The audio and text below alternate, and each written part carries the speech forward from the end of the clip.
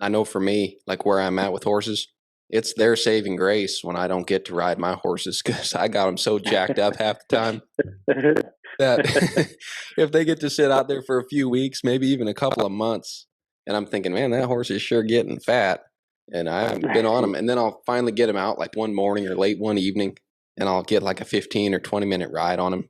I'm like, wow, this is the best horse. He's so calm and he's just nice, and it's like the Yeah, ones that I've screwed yeah. up the most are definitely my own, or the ones I ride a Oh lot. So yeah, all the time they get that I'm not riding them is good for them. yeah, I yeah, just got to do that more yeah. often. No, I hear you. I hear you. But there is You a know, I feel. It's crazy. Like there's horses I have hammered on. I mean, you probably any horse you've ever been around me that I was riding, I was hammering on it and whatever.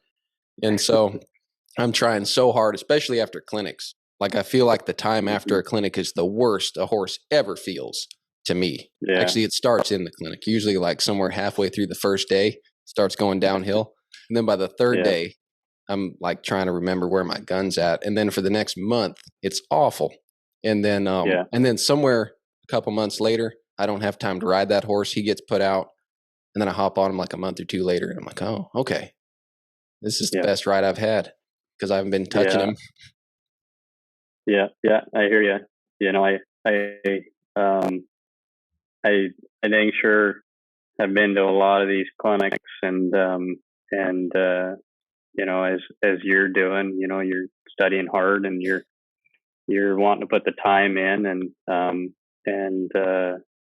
and the work in to get your horses better. And you know, these clinics sometimes it can be a lot of information all at once, and before you've even began to process it, you're trying to have your horse process it all at the same time, and it I'm sure be a fire hose of exercises for your horse, you know.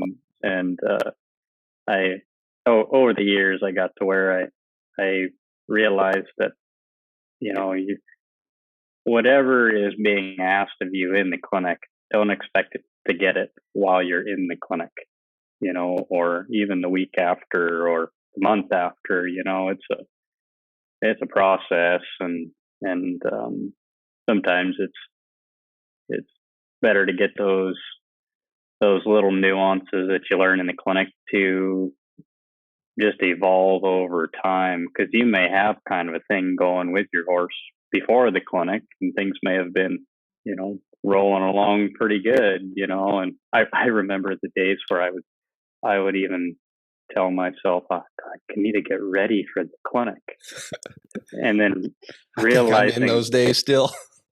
you know, like I need to get ready like it's a horse show, you know.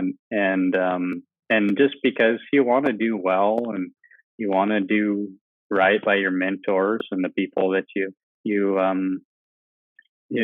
value their opinion of, and gosh, that can just get in your way because the horse doesn't understand any of that. They're just, all they understand is how much pressure you're putting on them, and that it doesn't necessarily feel great to them if that's the frame of mind you're in. So, you know, originally the clinics were just designed to help people. And I mean, they're still designed to help people. It's not supposed to be a horse show. So but you know, that's just a a human battling his own head, Yeah. you know.